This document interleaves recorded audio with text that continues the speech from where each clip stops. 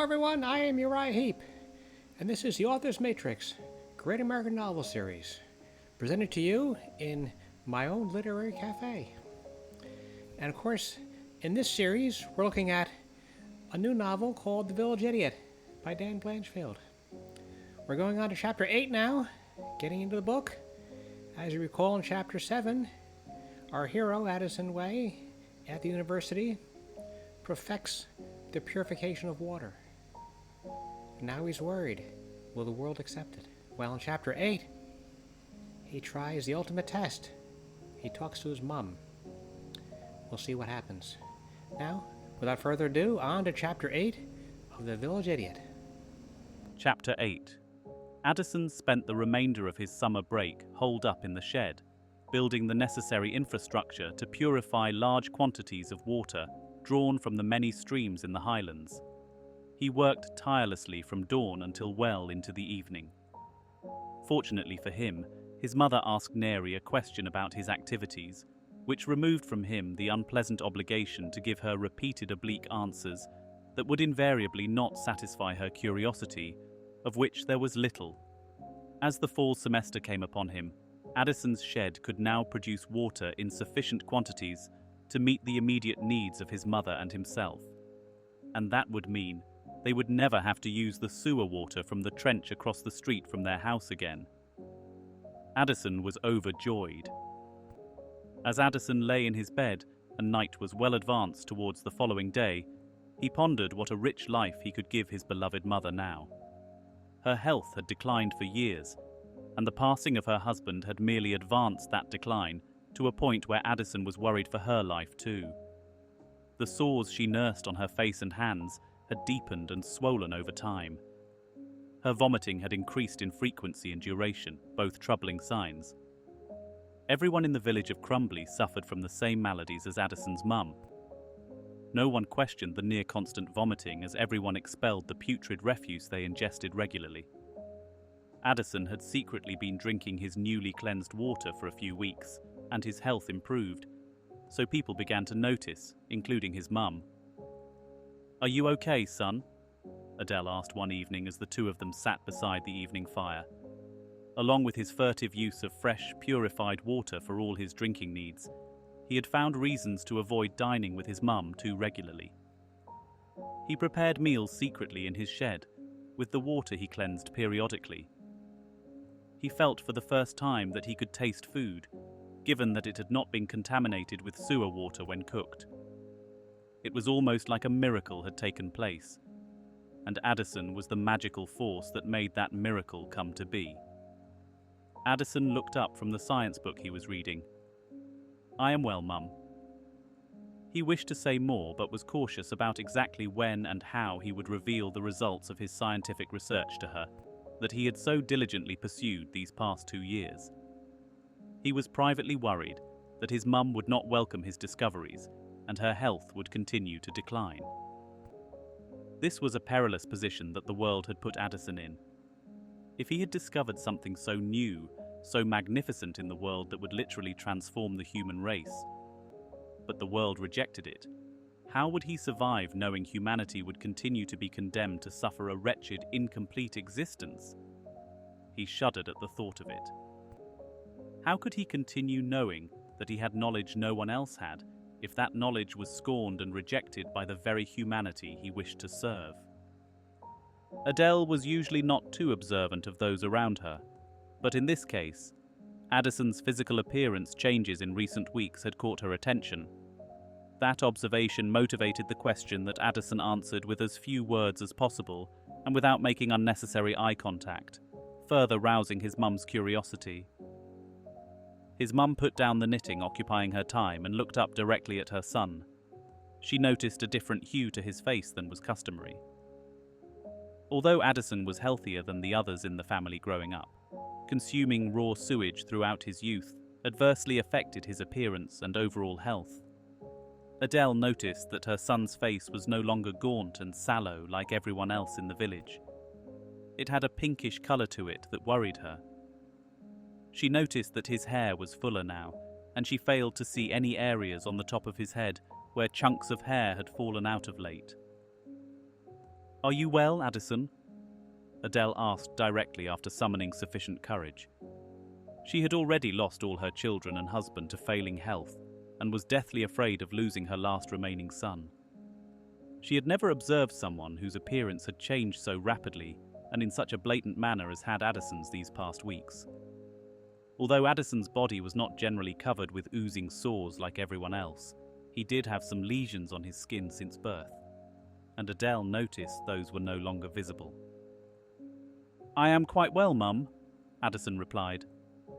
"You don't take your meals with your mum anymore," Adele said, "and that worries me. Are you eating, son?" Addison laughed and replied, "Of course, Mum. I have a healthy appetite. I've been busy with the summer holiday coming to a close and the new semester starting in a couple of short weeks. That is all. There is nothing to worry about." He wished to broach the subject of the water he had been drinking these past few weeks, but had not the strength to open it. He continued to read his scientific literature, hoping he would not have to fend off any more prying questions from his mum. The silence he craved at that moment did not last long, and his mum continued, "Your face, Addison, it worries me." Addison reluctantly placed his book aside and looked straight at his mum. "I know your mum is a worrier, Addison," Adele continued without the hesitation that gripped her moments ago. "But I fear your health has taken a bad turn, son." She reached toward him and ran her fingers through his entire, lush hair of youth. "Why doesn't your hair fall out on its own anymore? Is this natural?" She continued, "And look at your face now. What is this pinkish glow? Where is my handsome son? Your cheeks are full and rosy now. It all seems so unnatural that it scares me no end, Addison." Addison felt there was no more time left and he must tell his mum all. He smiled at Adele and left the room, heading for his shed out back. She remained in her chair, now perplexed and worried, as her son left her side without a word. Her curiosity was not long as Addison returned to his mum's side, carrying a large jug of water. He placed it on the side table and opened the makeshift lid he had fashioned to keep the precious pure water from sloshing about and spilling on the ground during transit. "What is this, Addison?" his mum asked nervously. "This," Addison replied matter-of-factly, "Mum, is what I have been working on for the better part of 2 years, secretly, in my shed and at the university lab." He opened the jug and gently dipped a nearby clear glass into it, scooping out the water from within and holding it up to the light. "Do you see this, Mum?" he asked. His mum stared at the glass of water and could look through it and see the light from the ceiling pour through it without obstruction. "I see nothing, Addison," his mum replied, now obviously perplexed by what her son was trying to prove. "It is a glass full of fresh, clean, pure water," Addison exclaimed with delight. He awaited his mum's response, which took the better part of a minute. "I don't understand, my dear son," Adele said quietly. "The glass looks empty to me. What is it that you are trying to have me see?" "The water, Mum," Addison replied. "Don't you see the clean water in front of your eyes? It has been purified. There are no putrid remnants of sewer water present in it. It is simply pure, clean water. Could anything be more beautiful?" Adele took the glass from her son and turned it around in all directions, examining its contents. She held it up to the light, sniffed it, gingerly dipped her forefinger, and then quickly wiped it off on her house dress like it was inimical to herself. "It is pure water, Mum," Addison continued. "I have taken natural water from the highlands and found a way to remove all impurities so that all that remains is pure, clear water. Isn't it magnificent?" After another moment's pause, Adele said, "Why would you do such a thing?" "Mum!" Addison almost shouted. "This answers our health problems. I have discovered a way to cleanse water. We will never have to plunge ourselves into the raw sewage water that flows freely outside our door. This pure water will enable our bodies to heal." Addison was almost beside himself with joy, and his mum did not understand why. Addison's mum stared at the glass in hand for the better part of 2 minutes, alternating between grimacing as if she were in pain and smiling the smile of someone who knows they are ignorant about the meaning of something presented to them. "It looks so unnatural, Addison," his mum finally said. "Is it safe?" "Mum!" Addison almost shouted as he took the cup of water from his mother's hands and lifted it to his parched lips, exciting horror in his mum. "Don't, son," Adele implored as she attempted to rip the cup from his hand in a violent manner that was so uncustomary for someone generally so genteel. "You cannot drink that, Addison," she implored. Addison ignored her futile, irrational request and downed the entire contents of the glass, much to his mum's horror. After the last drop of the water passed Addison's lips, he smiled and placed the cup on the table between them. "This is most reckless behavior," Adele exclaimed. "Why do you do something so dangerous to your health, Addison, and in front of your mum?" She was perplexed, as well as angry at her son. Why would he display such abhorrent behavior in front of her? For a brief moment, she believed he was purposely being spiteful, daring her to bring up her dead husband, whom she was sure he was trying to mock with his open defiance. "This pure, fresh, clear water is what will save mankind, Mum," Addison said calmly. "And you and I will never have to drink that horrid sewer water that flows outside our house ever again. I have constructed the necessary scientific equipment in the shed outside to purify enough water for our needs." "Is this the nonsense your dear father warned you of on his deathbed, Addison?" Adele asked as she fought back tears. "Here, Mum," Addison said as he scooped another cup of water from his jug and offered it to his mum to drink. Adele recoiled in abject horror at the generous offer from her son. "This is unnatural, Addison," she said as she leaned back in her chair, trying to avoid accidental contact with the water. "We have all the sewer water flowing outside our doors, Addison. Why would we contaminate ourselves with this nothing you hold in your hand?" "Yes, Mum," Addison replied patiently. "This is true nothing I hold in my hand. There are no impurities in this water.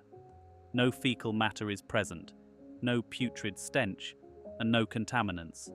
It is simply pure, clear water. It is breathtaking, Mum." Adele felt her heart racing now and was beginning to feel ill. Addison noticed the rapid change in her demeanor, and it shocked him. He returned the water to his jug and set it aside. He had been hopeful that his mum would welcome the pure water as it came from her only son. He believed there would be a trust between them, but there was none. She was terrified at the very prospect of drinking that cup of water. While not being able to articulate the logical reasons behind her abhorrence for the water, she knew enough, she thought, to reject her son's overture. She would not budge. "I feel faint, Addison," she said, as she took out her handkerchief to wipe her brow, which was now sweating uncontrollably. "I need a drink, Addison, and I'll be fine. Be a dear son and empty that jug of yours and fetch some fresh sewer water from the trench so I can quench my thirst. My throat is burning, dear." Addison leaned back in her chair and dramatically wiped her brow repeatedly for effect. Despite his yearning for a different outcome, his mum's request had to be complied with as he worried about her state of mind if he forced her to drink the pure water in the jug. He was ultimately an obedient son and slowly walked outside to fill the now empty jug with the stench-filled sewer water to quench his mother's thirst and, hopefully, prevent a fainting spell. "Thank you, my dear son," Adele whispered, nearly out of breath from the panic attack she felt was imminent only moments ago. She drank the sewer water from the cup Addison had just placed in her trembling hands. As Addison watched his beloved mum pour the toxic water down her throat in front of him, he now felt ill. His mum was not careful as she gulped the water, and Addison watched small chunks of fecal matter drop to the floor. At least he could be grateful for those bits falling helplessly to the floor, thereby avoiding ingesting by his mum. "I will lie down now, Addison," his mum said as she stood up. She said no more as she made her way to her bedroom, but Addison could feel the pervasive sense of disappointment in her as she silently brushed past a son that she now regarded as a failure. And it stung Addison. Despite how poorly things had gone with his mum, Addison retreated to his shed to filter more water for tomorrow's needs. She will come around, no doubt, Addison thought to himself as he poured water collected from the highlands into his filtration system. Once she sees the life-giving properties of fresh, clean, pure water, she can only be utterly convinced. I will have to be patient. He spent over an hour in his shed while the cleansing process was completed. He filled up 2 giant jugs and carried them to the kitchen, where they would be ready for the morning meal.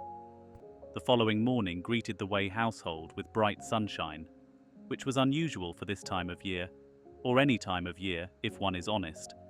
Addison rose early and busily prepared their morning meal. He was determined to avoid repeating his errors of the night before as he carefully prepared breakfast using only the pure, clean water he filtered last night after his mum retired for the evening. After carefully washing his jug, contaminated with sewer water, he cooked their morning meal at his mum's request and refilled it with newly filtered fresh water from his shed. The table was all set. Breakfast was neatly arranged on the table as Addison awaited his mum's awakening. He did not have to wait long as Adele lumbered into the kitchen, barely awake. Addison greeted her robustly, hugging her as she entered the room. She was a bit taken aback by her son's overt display of affection after the row they experienced just the night before. "Good morning, my dear son," Adele said, as Addison squeezed Mum's hand with the gentleness that can only accompany genuine goodwill between a son and his mother. "Have a seat, Mum," Addison said as he pulled back the chair and assisted his dear mum to her place at the table. "I have prepared a most delicious breakfast for the 2 of us, Mum," Addison said as he pushed her chair forward. "Oh!" exclaimed Adele, even more surprised by her son's attitude this morning. "I was frightened after last night, Addison, that we would not be on speaking terms for some time now." "Nonsense, Mum," Addison replied as he was distracted by the final preparations for their meal. The tea he prepared with filtered water from his shed was ready, and he gingerly placed a hot cup before his mum. He pulled back and acted as if he were disinterested in her reaction to the tea, but that was not true. He was nervous about her response, and the look on his face gave it away.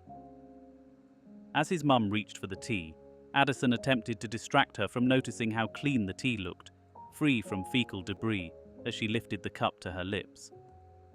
As she took the tiniest little sip, she grimaced. "What is this, Addison?" she asked as she withdrew the cup from her mouth. "Why, this is your morning tea, Mum," Addison replied haltingly. "What else did you expect?" He worried that his furtiveness was now on display, and the deceit he practiced was a grievous error. "This is not my tea, Addison," Adele said, anger rising in her voice with every syllable. "I am not stupid, my son," Addison said as she slammed the cup on the table. "You think you can just fool an old stupid woman?" Addison realized the foolishness he had acted with and wished to take it back. He should have anticipated his mum's response and cursed himself for his naivete. Alas, there was no taking it back now. He must express his regret and stand his ground to maintain his dignity. Addison joined his mum at the table, sitting close to her, wishing to appeal to her motherly instincts. He moved the cup of tea away from her, held her hands, which were shaking now, and looked into her eyes with a sincerity that moved her. "I have tried to deceive you, Mum," he began. "I have tried to have you see something so wonderful, but I have employed less than honourable means and have failed." He wished to place the blame squarely on himself and not attempt to indict his mum for her disinclination to drink the tea set before her, despite knowing that if she did, her life would be strengthened. Now, Addison realized that his only hope to save his mum from the same miserable death that her husband and other children before him suffered, he must rally her confidence in her only remaining son. "Your father warned you, Addison, on his deathbed," Adele began, "that this foolishness about water would lead to your ruination, and I fear that time has come." Addison froze. "How much of your life have you dedicated to this quest?" Adele asked, as she grew more agitated and felt less motherly now. Addison felt a need to defend himself, as he could sense the decided turn in his mum, an inevitable rising anger directed at him, and needed to quell it.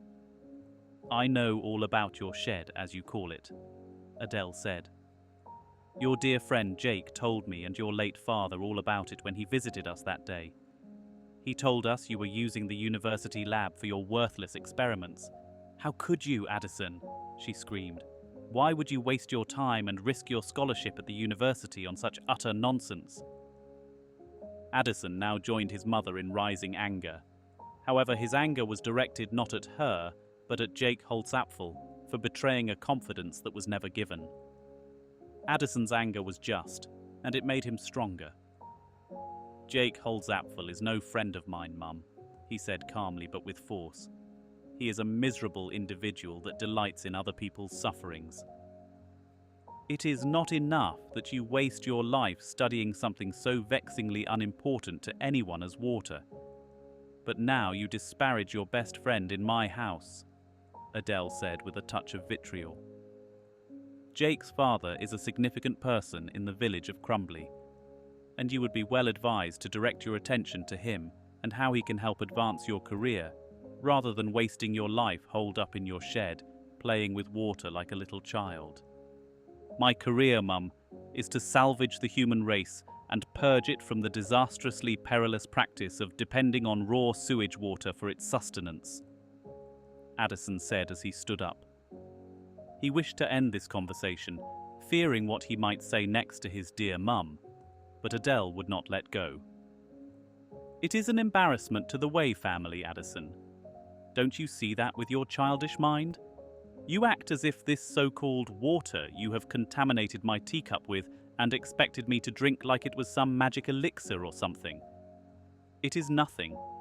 I saw it when you gave me a glass yesterday, and my opinion has not changed since then. It is clear. It has no aroma. It has no taste." Adele's voice rose with each declarative statement, hoping it would reach her son. "Everyone drinks, bathes, and cooks with raw sewage water. Why would you think we should be so different? What makes us so learned and special?" Adele paused to breathe, and Addison leaned back in his chair, preparing for his mum's next onslaught. "And now, this!" Adele shouted as she pushed the teacup aside. "Now, I am supposed to drink this tea made with what? Nothing. And why? Because my brilliant son says so." Addison said not a word. "I have been quiet about this, Addison," his mum continued, "but I shall be quiet no more. I must admit that this whole business disgusts me, and I won't tolerate it in my house." It was apparent Addison's mum had nothing more to say on the matter. She stood up, swept the cup of tea in her hands, deposited it in the nearby toilet, and flushed it. After that display, she proceeded to snatch up the breakfast he had cooked for her and triumphantly tossed it in the trash. "Now, your fresh tea can join the rest of the sewage water in the trench, and I can use it to make some more tea tomorrow morning."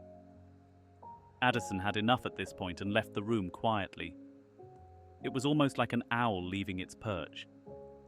Adele did not even realize he was gone as she turned to berate him again. She heard the front door close before she could call him back to the kitchen, and Addison was gone. Well, that could have gone better. He introduces his mum to the pure water, a little secretly, hoping she'll drink it and have a good effect on her, but she doesn't have it. She won't have it. She didn't like it. She made that clear. Thus ends Chapter 8. So, we thank you for visiting us again here in my literary cafe, and next time we'll be looking at Chapter 9 of The Village Idiot. Until then, Goodbye, good luck, and we'll see you next time on the Author's Matrix, the Great American Novel Series. I am Uriah Heep. Good night.